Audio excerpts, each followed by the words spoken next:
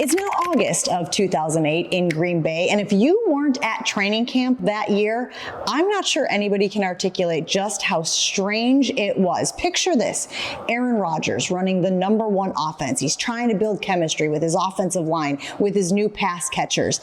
And from the crowd at Clark Hinkle Field, you've got people heckling him. I'm Jen Lada. This is Paper Trail. We are outfitted by Wantable, your personal styling service. Most fans, they're going to stick with what they know. And so they know that Brett is Brett and Brett has performed. And even within his age or whatever it may be, it's like, it wasn't like we had a terrible season by any means. We went to the NFC Championship. We're a play away from going to, the Super Bowl. And for all intents and purposes, we should have went to the Super Bowl. But I think that there were a few fans that were like, all right, you know what, because he's done this. And then, you have, this is a very clear thing about Green Bay. Green Bay is very spoiled in this aspect.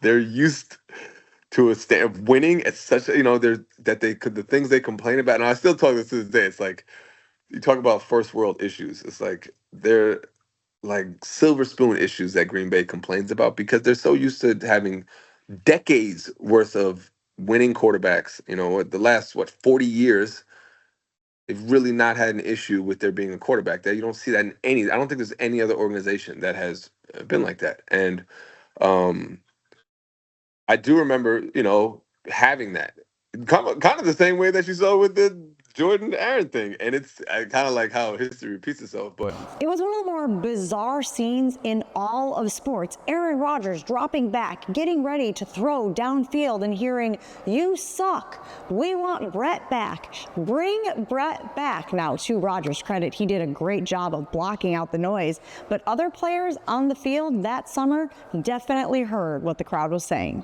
When it comes to like the fans, when they're saying stuff and they're upset,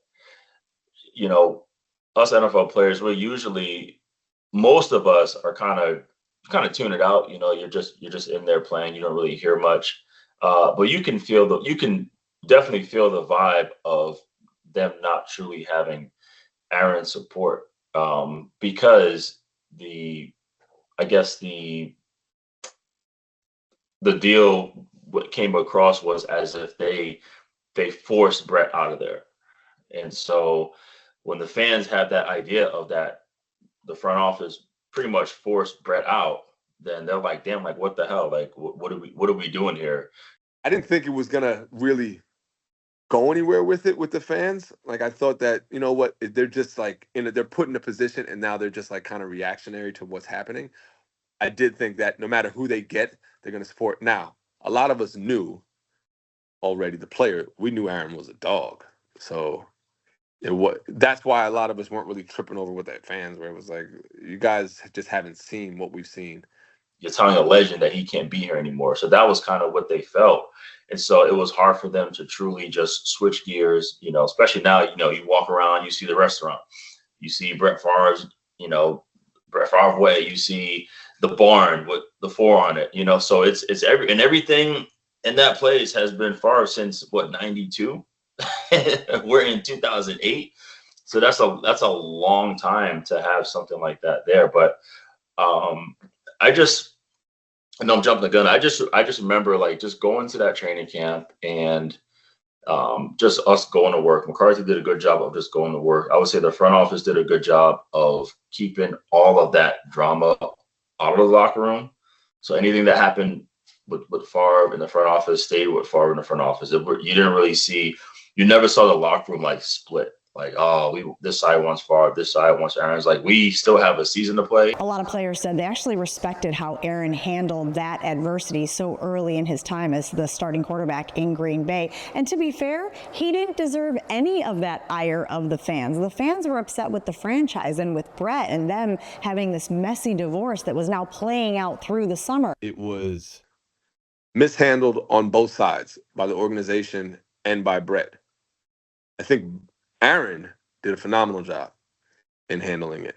I don't think there was all he had to do was just go out there and and play. But I think that keeping a neutral ground in relation to, you know what, I can control what I can control. I'm just gonna go out and do what I do. I think Aaron did a great job with that. We're so used to just unwavering support all the time as players. And that was the time that obviously it wasn't as if they were mad at us as players. This was more of an organizational thing. And yeah, there would be times we'd be doing jog throughs and pre-practice stuff. And it was a surreal deal that the fans were doing. It was saying and chanting, and it just was so foreign to anything that all of us had been through that we were kind of going through it with the fans. And to sit here and say that guys wouldn't sit and talk at playing cards and back over at St. Norbert's after training camp, we'd say, can you believe that happened? Can you believe that? And I think looking back, you understand the love, just the bond that our fan base had with Brett, and the fact that there's so much unknown at that point, what was going to happen. I didn't take it as that it was really Aaron that they had issue with. They were that it was getting expressed to Aaron, but the issue was with the situation. And like I said, most people don't want new. Something new that they don't understand, they don't know. And all of us always felt like, dude, just ball. And that is literally immediately will change into a cheer. I do remember us telling Aaron, just play the game, dude. The moment you ball, it's going to change. Even Roger Goodell had gotten involved. We'll get into that as we go on. Rodgers was going to be the quarterback. Ted Thompson and Mike McCarthy even said so. The train had left the station. Green Bay had just kind of put their foot down and said, you know what, we just had to move on. Which was, from what I had been told, it was kind of understandable based upon this was, Brett had done this before. And you kind of leave him on the hook timing-wise. You put him in a bind. And I was like, okay, that makes sense. And the only thing that felt kind of whoa to me was when he had acknowledged, okay, you know what? Let me just practice and let's basically compete. And I remember specifically because that was to me fair. It was like, all right, well, you're not talking about any quarterback. You're not talking about a regular Joe Schmo. You're talking about Brett Favre. This guy revitalized, this organization. And at least he deserves it to be able to compete for a job, in my opinion. Even understanding, who Aaron is. And I understand from a business aspect that it was kind of, they had to, move forward. And so I was a little surprised when I heard, they won't let him in the building. That was like, whoa. So, of course, during this whole time, I'm to some degree very appreciative because nobody's really talking about the fact that this young back is holding out. But it was clear after that training camp that Brett Favre was not the only person upset that the Packers had made that decision. But the practices and those, the fans doing that, and then it obviously all kind of came to a point on that family night scrimmage when Brett came in the press box. It was the weirdest night of practice I've ever been associated with. Hey guys, it's Jen. We hope you're enjoying this trip down memory lane with Paper Trail outfitted by Wantable. And if you want to get $25 off your first order at Wantable, just go to the website wantable.com/Gen25. We're also going to put the link down here at the bottom of the page. All of the clothes you're seeing in our Paper Trail episodes are outfitted by Wantable. So if you need some new looks, go to Wantable.